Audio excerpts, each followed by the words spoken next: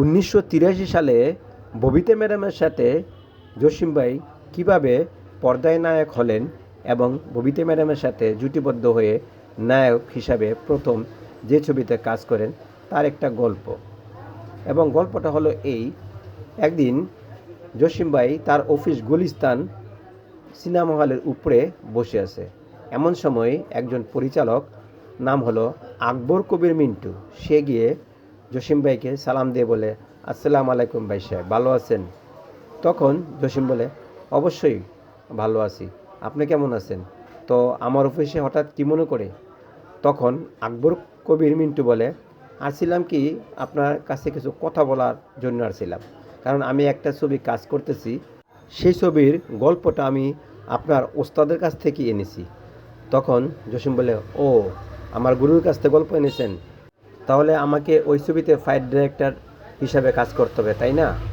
তখন পরিচালক আকবর কবির মিন্টু বলে, না না, আপনাকে ওই ছবিতে ফাইট ডিরেক্টর হিসাবে কাজ করতে হবে এবং আমি যে ছবিটার গল্প এনেছি সেই ছবির নাম হলো অগ্নি পরীক্ষা, এবং সেই ছবিতে আপনি কাজ করবেন এবং নায়ক হিসাবে।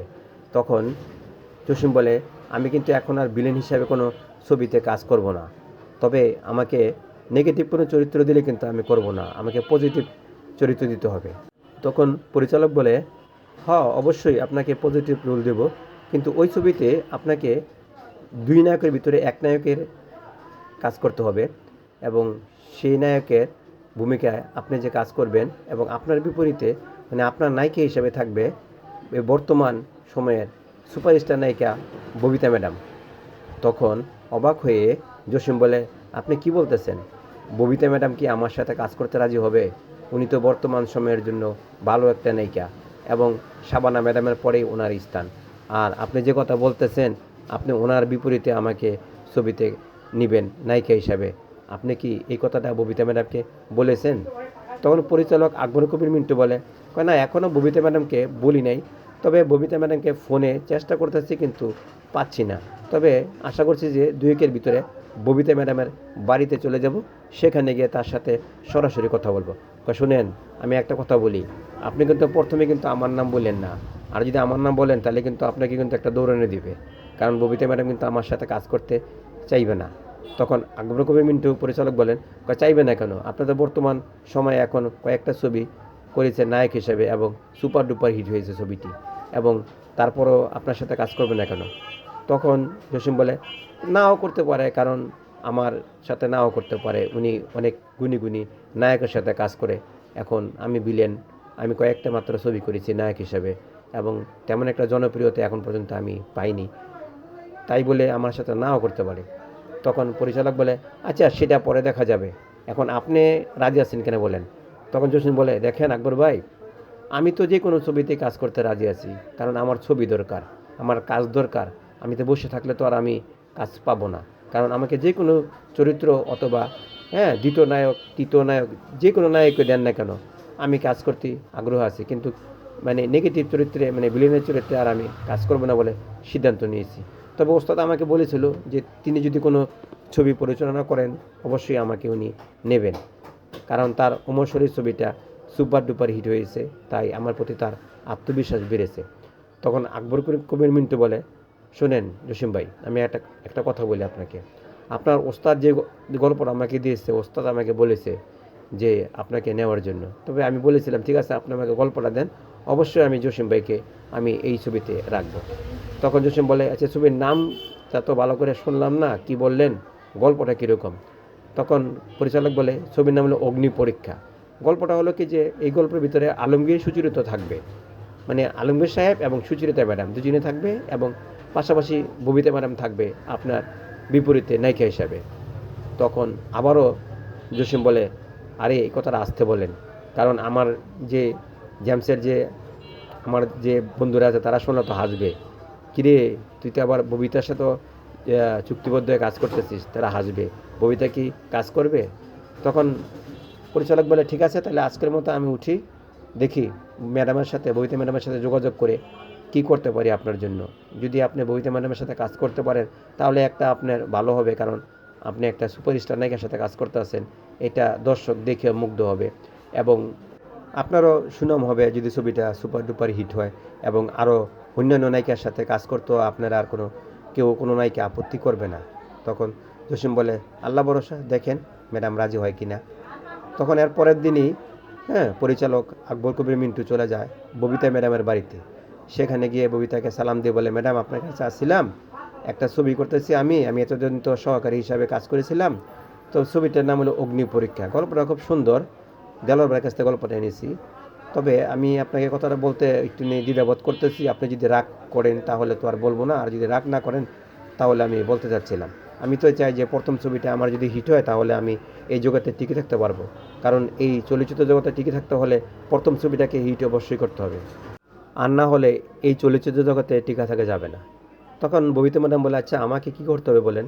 আমার এই অগ্নিপরীক্ষা ছবিতে আপনাকে নায়িকা হিসেবে নায়ক জসিমের বিপরীতে কাজ করতে হবে। আপনি থাকবেন নায়িকা আর জসিম থাকবে আপনার নায়ক। তখন ববিতা ম্যাডাম বলে, আপনি তো আমাকে অবাক করলেন, কারণ বর্তমান আমি যদি জসিম ভাইয়ের সাথে নায়িকা হিসেবে কাজ করি, যে আমার ভক্ত যারা আছে তারা কি মেনে নেবে? কারণ জসিম ভাই কেবলমাত্র নায়ক হয়েছেন, এখন তার নাম ডাক ভালো করে এখনও হয়নি।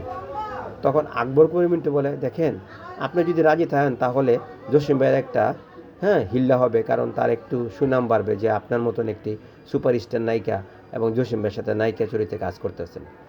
তখন ববিতা বলে, অনেক চিন্তা ভাবনা করে, আচ্ছা ঠিক আছে, এখন শাবানা ম্যাডাম করছে, রুজিনা ম্যাডাম করছে, এখন তারা যদি করতে পারে তাহলে আমি করতে পারবো না কেন?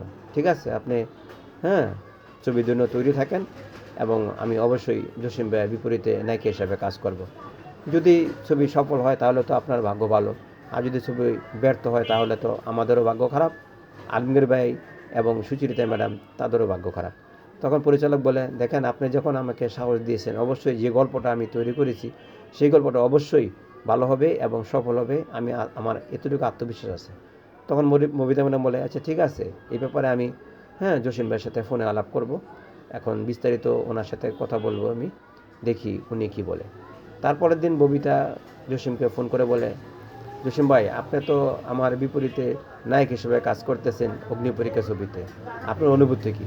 তখন জসিম বলে, ম্যাডাম আপনি যে রাজি হয়েছেন আমার বিপরীতে আপনি নায়িকা হিসেবে কাজ করতে, এবং আমি নায়ক আপনি নায়িকা, এই জন্য আপনাকে অশেষ ধন্যবাদ, এবং আপনার জন্য আমার দোয়া রইল, এবং আপনি যাতে আরও ভালো নায়িকা হতে পারেন, আরও সুপারস্টার হতে পারেন, দর্শকজন মন জয় করতে পারেন, আজীবন চলচ্চিত্র থাকতে পারেন, এই দোয়াটা রইল যে আপনি আমাকে সহযোগিতা করছেন। আপনার মতো নায়িকা, এত বড় গুণী নায়িকা, আমার সামান্য একটা আমি অভিনেতার সাথে আপনি কাজ করতে রাজি হয়েছেন, তাই আপনাকে সালাম এবং শ্রদ্ধা সবই রইল আপনার প্রতি। তবে আমাকে একটু সাহস এবং ভরসা দিয়েন, অবশ্যই আমি আপনার সাথে কাজ করতে পারবো, কিন্তু আমাকে আপনি শিখাই নিতে হবে, আমি তো এখন পর্যন্ত নায়কের ভালোভাবে কিছু করতে পারি না। তখন ববিতা ম্যাডাম বলে, অবশ্যই। তখন ববিতা ম্যাডাম অনেক সহযোগিতা করে জসিমকে। তখন ছবিটা যখন কমপ্লিট তৈরি হয়ে যায়, তখন মুক্তির পরে ছবিটা সুপার ডুপার হিট হয়ে যায়। এরপর ববিতা এবং জসিম জুটিবদ্ধ হয়ে প্রায় কয়েকটি ছবিতে অভিনয় করেন, যেমন ডাকাত, উচিত শিক্ষা, টাইগার, আরও কয়েকটি ছবিতে এবং চুক্তিবদ্ধ হয়ে ববিতা জসিম অভিনয় করেন এবং প্রতিটা ছবি সুপার ডুপার হিট হয়। তো এখানে বলা হলো কি যে আসলে কাউকে অবহেলা করা ঠিক না, ববিতাও করেনি, শাবানাও করেনি এবং সুচরিতা করেনি, রুজিনা করেনি, তাই জসিম নায়ক হয়েছেন নায়িকাদের অবদানের কারণেই। সব নায়িকারই কম বেশি অবদান ছিল এবং জসিম নায়ক হয়ে তাদের উপর কৃতজ্ঞতা প্রকাশ করেছিলেন এবং পরিচালকদের উপরও কৃতজ্ঞতা প্রকাশ করেছিলেন। জসিম একজন ভালো অভিনেতা ছিলেন, এটা নিঃসন্দেহে এক ধাক্কাই বলা যায় যে উনি একজন গুণী অভিনেতা ছিলেন, এটাই সত্য।